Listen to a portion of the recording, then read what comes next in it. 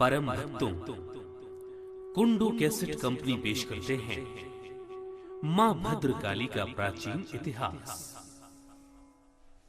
मां भद्रकाली की महानता का वर्णन करना मुझ साधारण भक्त के लिए संभव नहीं, क्योंकि समस्त वेदों, पुराणों, उपनिषदों, ग्रंथों, देवी देवताओं एवं समस्त ऋषियों मुनियों द्वारा भी इनकी संपूर्ण महानता का वर्णन करने में असमर्थता का आभास प्रतीत होता है। मां भद्रकाली अष्टभुजी देवी हैं, अतः देवों की देवी महामाया है। फिर भी मैं मां शेरावाली की कृपा से जो कुछ भी वर्णन कर रहा हूँ वो इनकी उपासना से ये पवित्र ग्रंथ श्री सिद्धनाथ बाबा पर आधारित है। अतः उपासना से संबंधित तथ्यों का आगे वर्णन करने जा रहा हूँ। जिनकी संपूर्ण इंद्रियां मां भद्रकाली के कार्यों में लगी रहती हैं, वो संसार सागर से पार हो जाता है और भोग तथा मोक्ष प्राप्त कर लेता है। जिनके हृदय में भगवान शिव की लेश मात्र भी भक्ति है, वो समस्त देहधारियों के लिए वंदनीय है। भगवान श्री कृष्ण अपनी लीला को समेटकर स्वधाम चले गए। उनके विरह में युधिष्ठिर आदि पांचों भाई हिमालय की तरफ जाने की तैयारी करने लगे। जाने से पूर्व पौत्र राजा परीक्षित का राज्याभिषेक कर दिया।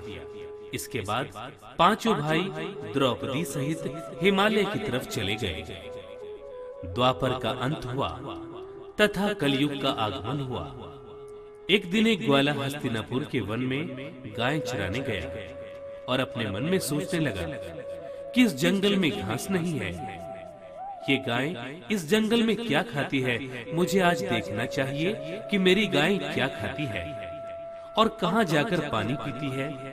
ग्वाला गौ माता के पीछे पीछे चलता रहा और देखता रहा कि मेरी गाय कहाँ जाती है। जब बहुत देर हो गई तो ग्वाला अपने मन में सोचने लगा कि न जाने गौ माता मुझे आज कहाँ ले जा रही है। ग्वाला जब चलते चलते थक गया तो कहने लगा, गौ माता, मैं आपका साथ नहीं छोड़ूंगा, चाहे मुझे कहीं जंगल में रात बितानी ही क्यों न पड़े। कुछ समय बाद बेरी का घना जंगल आया और जंगल में जाकर ग्वाला देखने लगा कि यहाँ तो बहुत सुंदर बेरी का जंगल है और बड़ी बड़ी घास भी है। घास देखकर ग्वाला अपने मन में बहुत खुश हुआ और कहने लगा, गौ माता, मैं आज बहुत थक गया हूँ, मुझे आप आराम करने दो। ये बात सुनकर गौ माता हरी हरी घास चरने लगी और ग्वाला आराम करने लगा।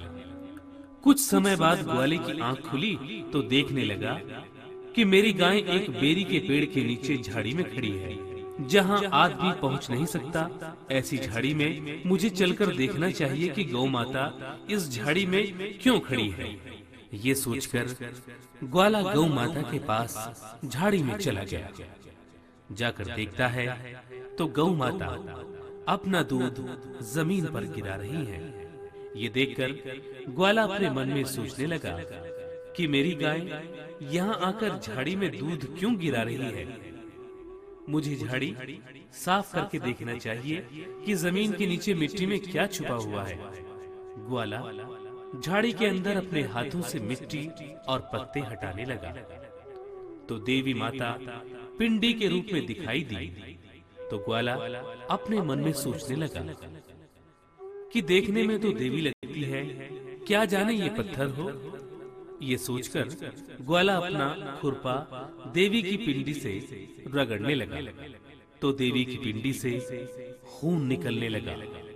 ये देखकर ग्वाला घबरा गया और अपने दोनों हाथ जोड़कर कहने लगा कि हे देवी माता, मुझे क्षमा कर दो, मैं आपकी सेवा करूंगा। ये बात देवी माँ से कहकर ग्वाला अपनी गाय लेकर अपने घर चला गया। ये बात उस ग्वाले ने अपने माता पिता से बताई तो उसके पिता ये बात सुनकर बहुत खुश हुए। अगले दिन ग्वाला बेरी के पेड़ की आड़ में छिपकर ये सब लीला देखता रहा।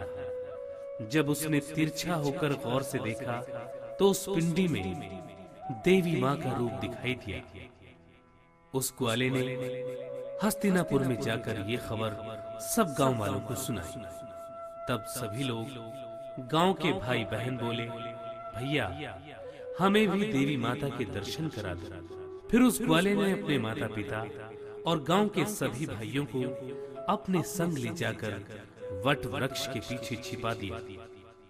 थोड़ी देर पीछे उस ग्वाले की गाय बहुत दूर से रंभाती हुई भागी आई और पेड़ के नीचे झाड़ी में आकर रुक गई। तब धरती फटने पर गाय के थन में से लगातार दूध गिरने लगा और उसी झाड़ी में देवी मां प्रकट होकर देवी मां गौ माता का दूध पीने लगी और उसी स्थान पर धरती में समा गई।